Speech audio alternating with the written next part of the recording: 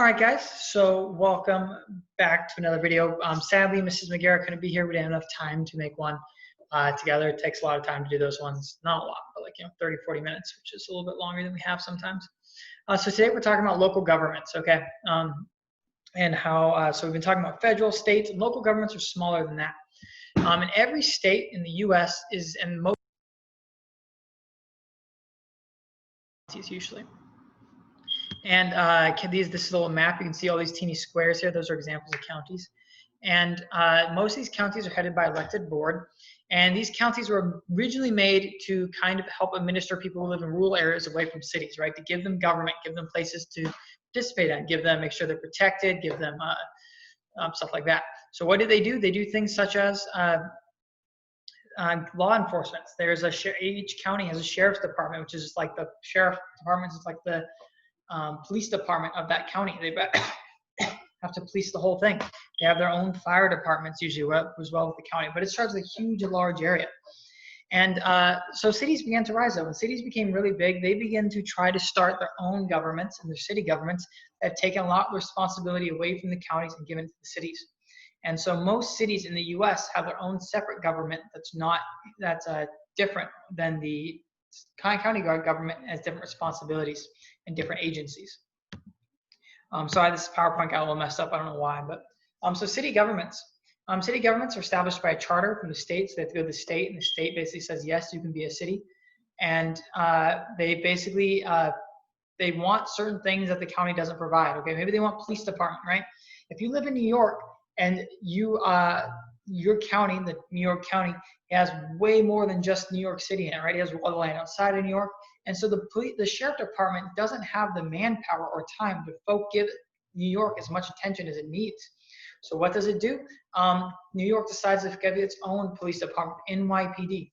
And if you're a police officer for the NYPD, you can't go and be, you can't leave NYPD and still do your job. No, you're only a police officer there. You have to be in your city doing your job there. They provide business license, treatment, maintenance, trying to keep track of its area. Municipality is a city operating its own government, and that's what it becomes. When you apply to become a city, you're applying to become a municipality. Sorry, kind of a hard word to say. And once again, that means you can have your own services. It can be focused just on you, and you're kind of providing things that maybe the county can't provide you because you are too large now, too big. There are three main types of city governments. We'll go into this in the next slide. But there's strong mayor. Sorry, it's kind of cut off, but you don't have to worry about it. Strong mayor, weak mayor, and city council manager. Mayor council means divided between an elected city council and an elected mayor. So there's two of them that are elected, and they decide. And we'll see that that's most of them. They have an elected mayor and elected council. And this is kind of modeled off of the U.S., where the council passes the law and the mayor enforces the law. Okay, so the same thing as the U.S. federal government, where there's a Congress that passes laws and a mayor that enforces it. A president that enforces it. City governments a lot of times have a council that passes the law and a mayor who enforces it. But we're going to look a little bit more deeper into these three different types of city governments. The first type is a strong mayor council. Okay. And that's when the mayor has a lot of power. And a lot of old cities are like this, New York, Chicago, where the mayor of the city is given a lot of power. He has maybe not unlimited power in any way, but it's a lot more power than lots of other places. Let me see, oldest form, yeah. Then you have weak mayor council. And weak mayor council, the mayor's power are very limited, okay?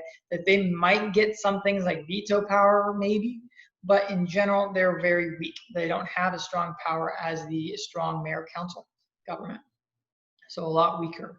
The council is much more. And the third type is council manager. And this is different because the mayor is not elected in council manager, okay? In council manager, the mayor is basically hired. So just like how the school works, the school has a board, and the board basically hires a director, and the director's in charge of maintaining things, right? And same thing with this city, is that the city basically just hires a manager, and if they don't like the manager and he's not doing a good job, they can just fire him. They don't have to wait to an election or see if he's like popular among people. The council can just fire him and hire a new person. So those are the three types: strong mayor council, weak mayor council, and council manager. So local government's income, where does it come from? Where do local governments make their money? Glad you asked. They make their money in a couple of places. The first one is property tax. That is the biggest chunk of the pie if you look down there. at this little graph right here. So property tax, 35% of their income. And that's just tax from living on the land. Almost just as great is sales tax, pretty much actually equal to sales tax. And that's tax on when you buy things, tax on that. So you buy, a cheeseburger, tax is $10, and you buy a cheeseburger for $10, tax is $1. That $1 is going to that municipality or local government. And the last is individual income tax. Some cities charge you an extra income tax for living there. So if you live there and have a job, when you get your money, there's going to be some of it the city's going to take for income tax. So that's where they make their money: property tax, sales tax, and then income tax. The three biggest way states collect money. How do they spend this money they collect? Well, great question. Mainly on education. If you look at this, almost 50% of the spending in local governments is on education. Schools are expensive. You have to pay for school buses. You have to pay for the property of the school. You have to pay for maintenance. You have to pay your teachers. You have to pay your principals. You have to pay your superintendents. It's super expensive. So education is a huge part of the local government's budget. This is also why you'll see people go to certain cities to try to find better schools, because they know, hey, my city doesn't spend that much on school education, so I'm going to go over here where they do, and I'm going to have my kids go to their schools because they're going to get better education growing up there. Healthcare is another big chunk. The second highest is healthcare, and that's obviously keeping up with maybe public hospitals, stuff like that. Safety is the next one, and that's like police departments, fire protection, stuff like that.